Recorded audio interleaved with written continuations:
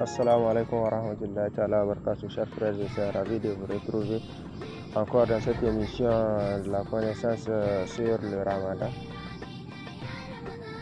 La connaissance sur l'islam, nous continuons toujours. Les semaines passées, nous avons parlé sur qui doit jeûner et sur qui le jeûne est une obligation et tout ça là.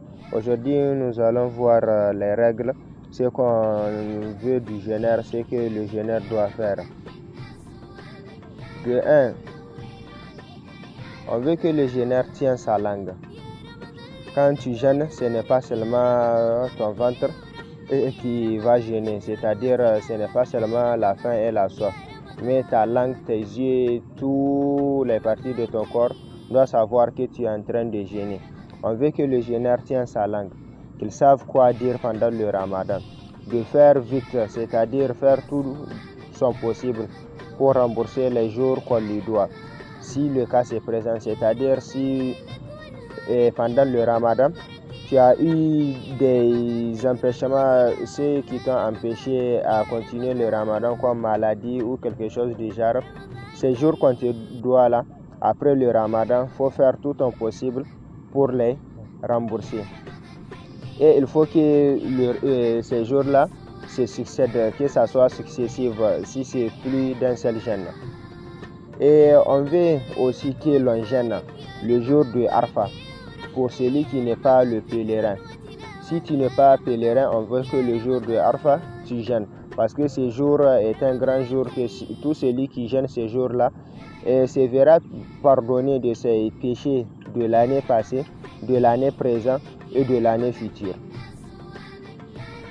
Et de jeûner aussi les 10 jours de Zulhijjah et aussi de Muharram et de Rajab et Shaban aussi.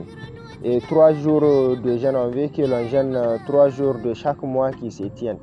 Si on dit aujourd'hui, voici la croissance lunaire du mois prochain, on veut que dans 7 mois, tu prends au moins 3 jeûnes.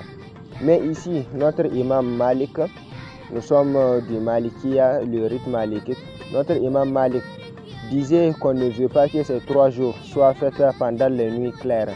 Si tu veux, tu peux le faire tu peux prendre un dans le 10 premiers jours et un autre dans le 10 deuxième jour, dans les 10 troisième.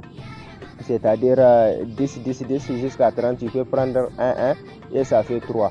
Et aussi, on veut que l'on fait les 6 Shawwal. Maintenant, on est dans le Ramadan. Après le mois de Ramadan, c'est le Shawwal. Et on veut que le croyant jeûne 6 jours de ces Shawwal. Et le Shawwal aussi, notre imam Malik dit qu'on ne veut pas que le site Shawwal soit débuté juste après un jour du fête du Ramadan, par peur que les illettrés, ceux qui ne savent pas, considèrent que c'est le Ramadan qui continue. C'est-à-dire aujourd'hui c'est le fête du Ramadan et après aujourd'hui tu vas commencer le site Shawwal, c'est quelque chose qu'on ne veut pas, par crainte que ceux qui ne savent pas pensent que c'est le Ramadan qui continue. Et aussi on veut qu'en faisant le Shawwal, ce n'est pas obligatoire qu'il se succède, que ce soit 6 jours successifs. Tu peux prendre un jour, te reposer un jour, te reposer un jour jusqu'à avoir les 6 ou de la manière que ça te convient. Et aussi, il est interdit aux jeûneurs de tester le sel de la sauce. Et s'il arrive que tu dois tester pour pouvoir savoir que la sauce est bonne comme ça ou pas, tu dois le recracher. Si rien n'a pu arriver à ta gorge, ton jeûne n'a rien. Pour dire que si en goûtant ça atteint ta gorge, là tu as rempli le jeûne de 7 jours-là et que tu dois le rembourser.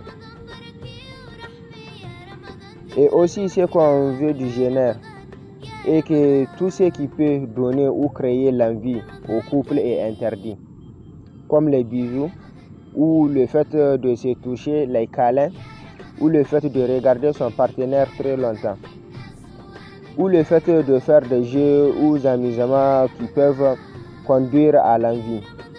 Si vous pouvez vous retenir en faisant ces jeux, là c'est sans problème. Dans le cas contraire, c'est interdit. Et en croyant pouvoir se retenir si l'homme ou la femme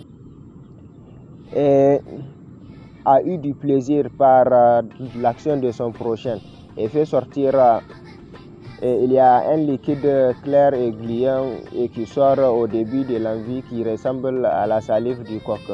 Si l'un de ces deux-là arrive à faire sortir cela, il va seulement rembourser le jour-là. En cas d'éjaculation, là, il y aura aussi le kafara, qui est le fait de donner à manger à 60 miskines ou bien de rendre la liberté à un esclave du moment de l'esclavage, ou bien si tu ne peux pas faire tout cela, et tu dois jeûner 2 mois successifs.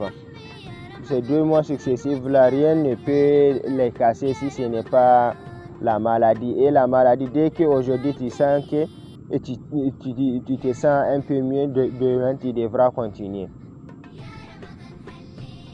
Et aussi pour finir, il y a les prières qu'on fait pendant les nuits de Ramadan. Les prières qu'on fait pendant les nuits de Ramadan, ce ne sont pas des obligations, mais des actes de bonne foi.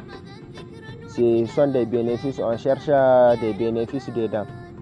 Parce qu'aujourd'hui, si je fais des prières pendant la nuit et que toi tu ne fais pas, le jour de la résurrection, on ne va pas prendre mes bienfaits pour te donner. Et tu sais que tu t'es trompé.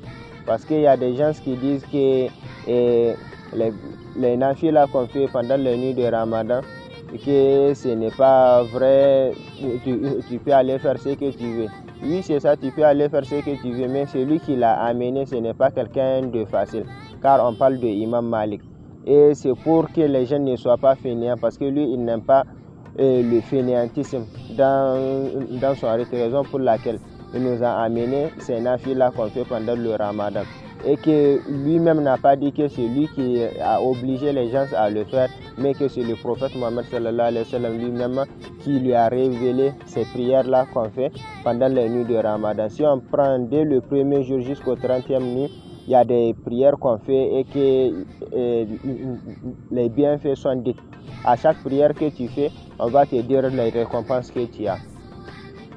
Le prophète Mohammed sallallahu alayhi wa sallam lui-même disait: tout celui qui s'est tenu debout pour prier dans les nuits de Ramadan, par foi en Dieu et pour la recherche des bienfaits, Dieu lui a pardonné tous ses péchés.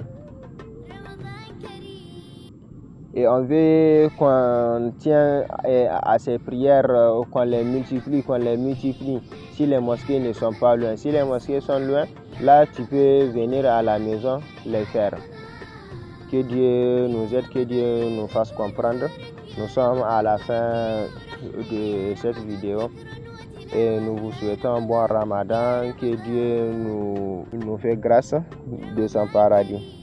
Que Dieu nous aide et que Dieu fait en sorte que le Ramadan prochain aussi, qu'on soit parmi ceux qui vont jeûner le Ramadan prochain. Si cela n'arrive pas, parce que que Dieu nous fait grâce de son paradis. Amen. Et pour les nafilas pendant le Ramadan, je vais vous mettre le lien dans la description.